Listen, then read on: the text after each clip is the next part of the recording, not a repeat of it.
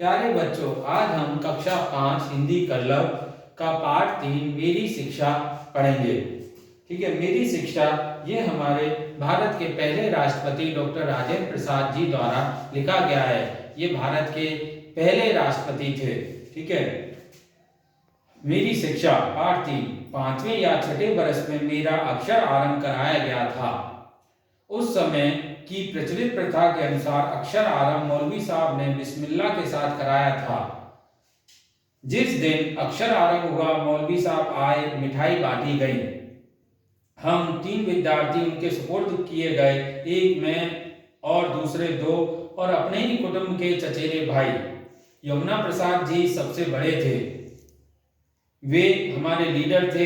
वे तमाम खेल और लड़कपन की शैतानी में आगे रहा करते थे। उनके एक चचा, जो मेरे भी चचा थे, बहुत मजाक पसंद करते थे। वह मेरे पिताजी के छोटे भाई थे, पर पिताजी के कई गुण उन्होंने भी सीखे थे।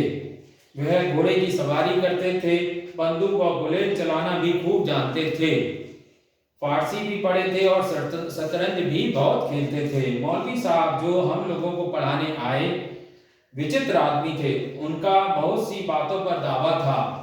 बलदेव चचा के मजाक के लिए वे बहुत ही उपयोगी साधन बन गए। चचा तरह तरह की बातें मौलवी को सुनाते और उनको उत्साह देकर यह कहलवा देते थे कि वह भी चाहे कोई भी काम क्यों ना हो, जानते या कर सकते हैं। मौलवी साहब का दावा था कि वे शतरंज खेलना भी खूब जानते हैं। बलदेव चचा उन्हें शतरंज खिलाते, पर वे कभी ना जीतते। हम बच्चे इस मजाक को कौतूहल से सुनते थे। इस प्रकार के मजाकों के बीच हम फारसी पढ़ते रहे। कुछ महीनों बाद मौलवी साहब चले गए, दूसरे मौलवी साहब बुलाए गए। वे बहुत गंभीर थे और अच्छा पढ़ाते भी थे। हफ्ते में 5.5 दिन फारसी पढ़ाते। बृहस्पतिवार की दोपहर के बाद और शुक्रवार की दोपहर तक फारसी से छुट्टी रहती थी। तब गिनती सिखाते थे। खेलने कूदने के लिए भी समय दिया जाता था। हम लोग खूब सवेरे उठकर मौलवी साहब के पास जाते थे। वे एक कोठरी में रहा करते थे। सामने आंगन में तख्तपोश पर बैठकर हम पढ़ा भी करते थे। सवेरे आकर पहले का पढ़ा हुआ पाठ दोहराया जाता था। जो जितना जल्दी याद कर लेता, उसको उतना ही जल्दी नया सबक पढ़ा दिया जाता था। तब तक सूर्योदय हो जाता था। हम अपना मुंह हाथ धो लेते और माँ के पास कुछ खाने के लिए पहुंच जाते। प्राय आधा घंटे की छुट्टी मिलती। नाश्ता करके लौटने पर सबक याद करना पड़ता और सबक याद करके सुना देने के बाद मौलवी साहब हुक्म देते, किताब बंद करो। किताब बंद करके तख्ती निकालनी होती।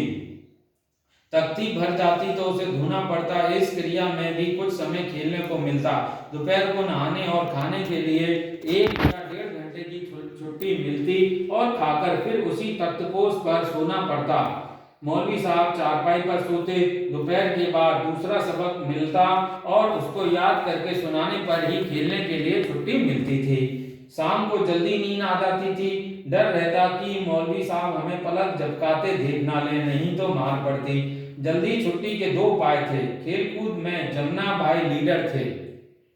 जल्दी छुट्टी पाने के लिए भी उपाय वही करते। पढ़ने के लिए तेल का दिया जलाया जाता था। जमुना भाई रेत की छोटी पोटली बना लेते और छिपाकर उसे दिए में रख दिया करते थे।